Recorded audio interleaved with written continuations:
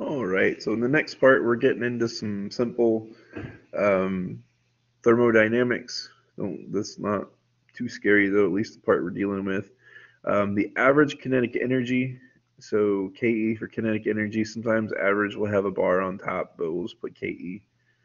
Um, it's related to the 1/2 mv squared formula we had before, but because the way the gas molecules work on a special distribution, we get some special constants that make sense. So instead of being 1/2, we end up using 3/2.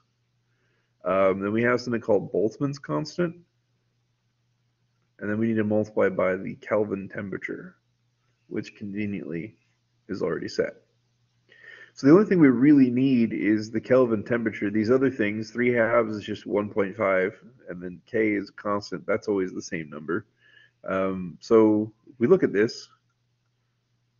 Again, 3/2 is the same as just 1.5.